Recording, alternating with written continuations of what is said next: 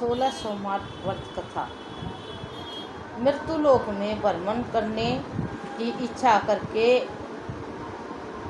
एक समय श्री भूतनाथ महादेव जी माता पार्वती के साथ पधारे।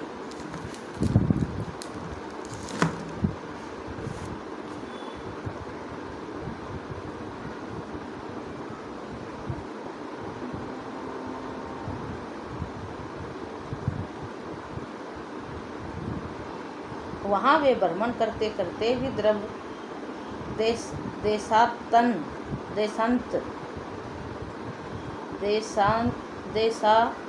देशांतर्गत अमरावती नाम की अति रमणीक नगरी में पहुँचे।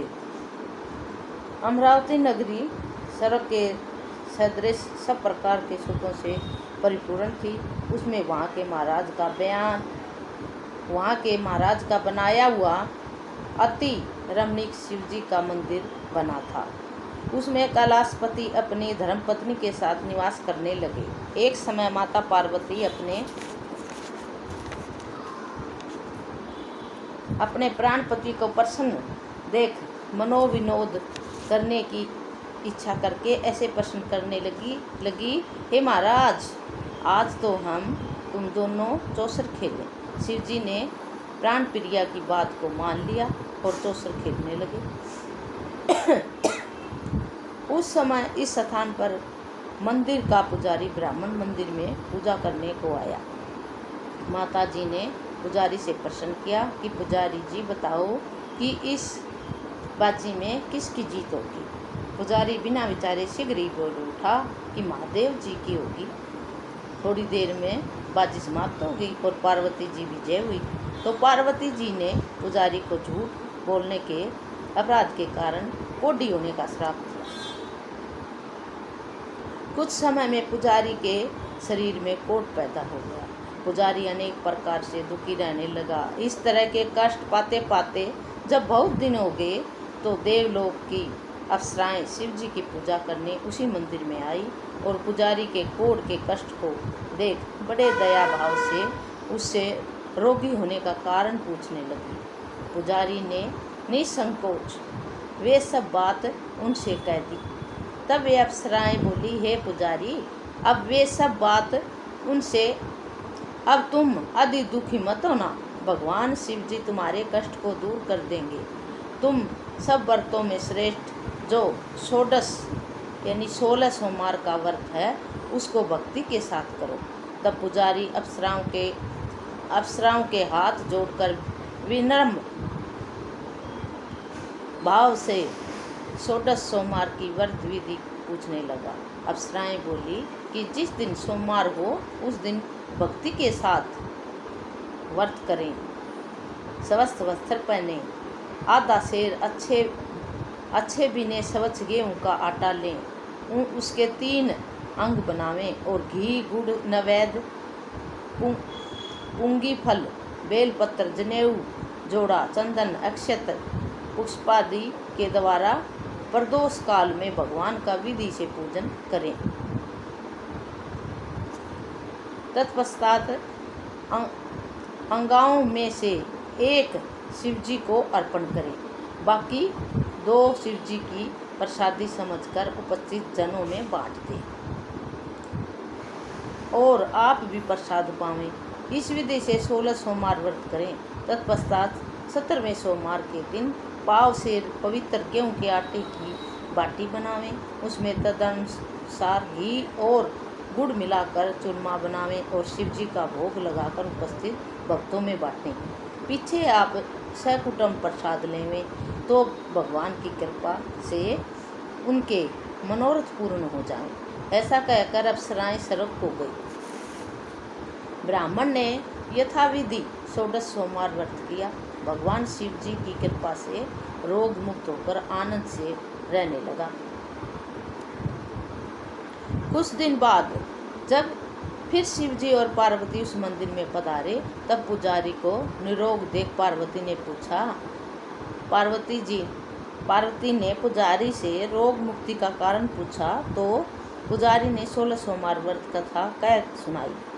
तब तो पार्वती ने अति प्रसन्न वो ब्राह्मण से व्रत की विधि पूछकर व्रत करने को तैयार हुई, जिसके कारण उनके रूठे हुए पुत्र कार्तिकेय स्वयं माता के आज्ञाकारी हुए।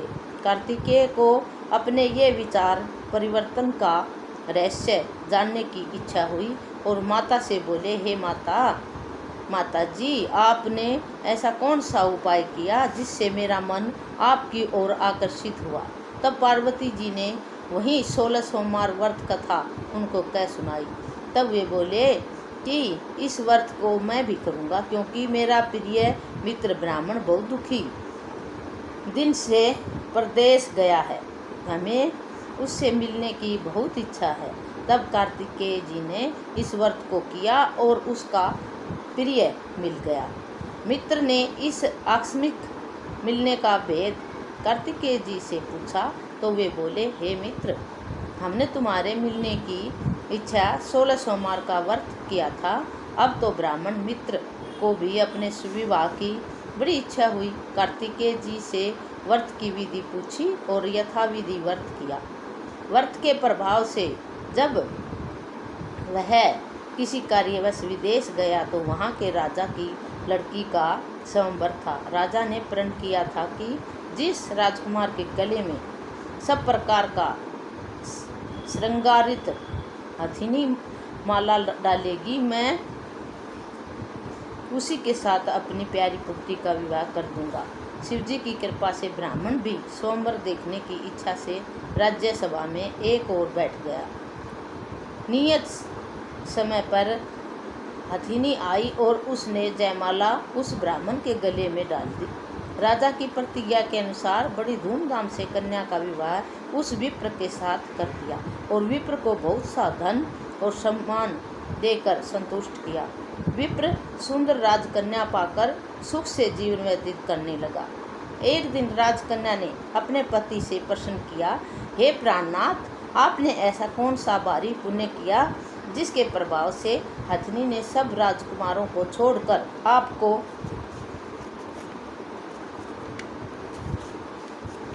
आपको वरण किया। ब्राह्मण बोला, हे प्राण प्रिय, मैंने अपने मित्र कार्तिकेय जी के कथानुसार 16 सोमवार का व्रत किया, जिसके प्रभाव से मुझे तुम जैसी स्वरूपवान लक्ष्मी प्राप्त हुई। व्रत की महिमा को सुनकर राजकन्या को बड़ा आश्चर्य हुआ और वह पुत्र की कामना करके व्रत करने लगी। शिवजी की दया से उसके घर में एक विद्वान पुत्र उत्पन्न हुआ। माता पिता दोनों उस पुत्र को पाकर प्रसन्न हुए और उसका पालन भली प्रकार करने लगे। जब पुत्र समझदार हुआ तो एक दिन अपनी माता से प्रश्न किया, तूने कौन सा तप किया जो मेरे जैसा पुत्र के सम्मुख प्रकट किया।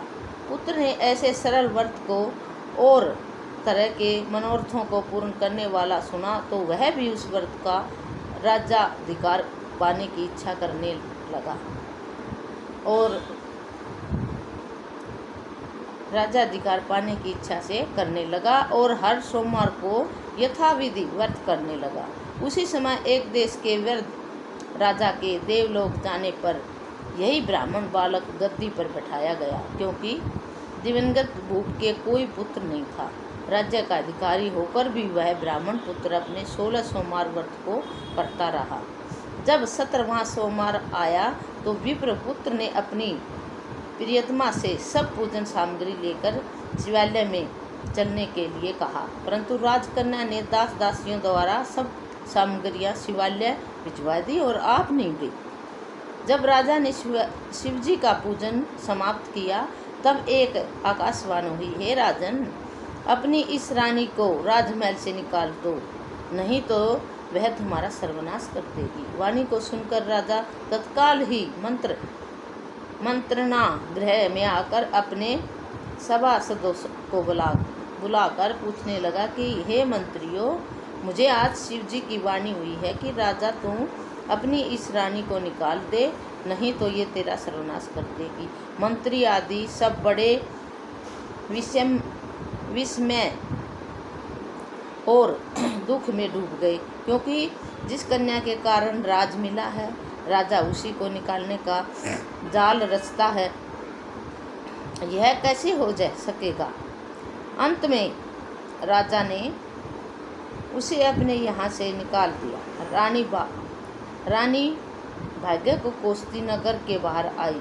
बिना पत्राण फटे वस्त्र पहने भूख से दुखी धीरे धीरे चलकर एक नगरी में पहुंची। वहाँ एक बुढ़िया सूत काट कर बेचने को जाती थी। रानी की करुण दशा देख वह बोली, चल तू मेरा सूत भिगवा दे, मैं व्यर्थ हूँ, भाव नहीं जानती हूँ। ऐसी बात बुढ़िया की सुन रानी ने सूत की गठरी उतार अपने सिर पर रखी। थोड़ी देर बाद ऐसी आंधी आई कि सूत पोटली के सहित उड़ गई। बेचारी बुढ़िया पछताती रह गई और रानी को अपने साथ से दूर करने को कह दिया। अब रानी एक तेली के घर गई तो तेली के सब मटके शिवजी के प्रकोप के कारण उसी समय चटक गए। ऐसी दशा देख तेली ने रानी को अपने घर से निकाल दिया। इस प्रकार रानी का अत्यंत दुख पाती हुई सरिता के तट पर गई तो उस सरिता का समस्त जल सूख गया। तत्पश्चात रानी एक वन में गई। वहां जाकर सोमवार का नीलकमल के सदृश जल असंख्य कीड़ों से भर गया। रानी ने भाग्य पर दोषारोपण करते हुए उस जल को पान करके पेड़ की शीतल छाया में विश्राम करना चाहा।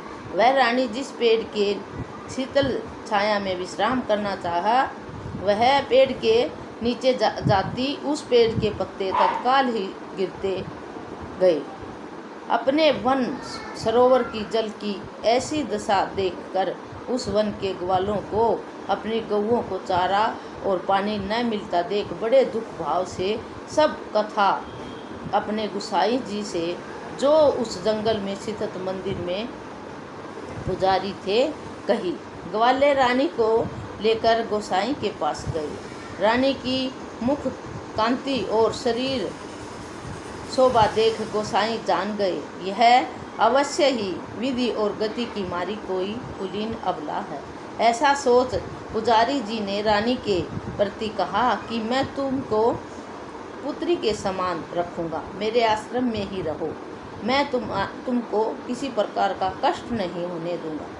गोसाई के ऐसे वचन सुन रानी को धीरज हुआ। वह आश्रम में रहने लगी, परंतु आश्रम में रानी जो भोजन बनाती उसमें कीड़े पड़ जाते। जल भर के लावे उसमें कीड़े पड़ जावे। जब तो गोसाई जी दुखी हुए और रानी से बोले, हे बेटा, तेरे ऊपर कौन से देवता का कोप है जिसे तेरी ऐसी दशा है। पुजारी की बात सुन रानी ने शिव जी की पूजा करने को न जाने की कथा सुनाई। तो पुजारी शिव जी महाराज की अनेक प्रकार से स्तुति करते हुए रानी के प्रति बोले, बाई, तुम सब मनोरथों के पूर्ण करने वाले 16 सोमवार व्रत को करो। उसके प्रभाव से अपने कष्ट से मुक्त हुआ जानो। गोसाई जी की बात को सुनकर रानी ने 16 सोमवार व्रत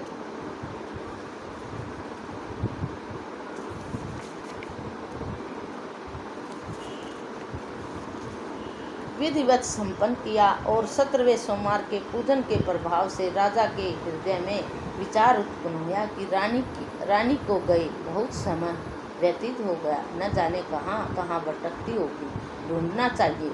ये सोच रानी की तलाश करने चारों दिशाओं में दूत भेजे।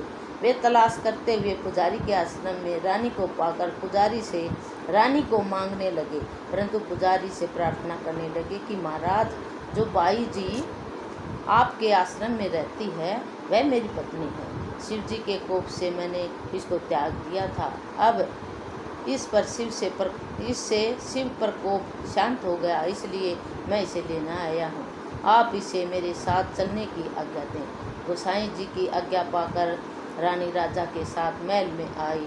घर में मंगल गान होने लगे। पंडितों ने विविध वेद मंत्रों का उच्चारण करके अपनी राजरानी का आह्वान किया। ऐसी अवस्था में रानी ने पुण्य अपनी राजधानी में प्रवेश किया। महाराज के अनेक तरह के ब्राह्मणों को दान आदि देकर संतुष्ट किया। इस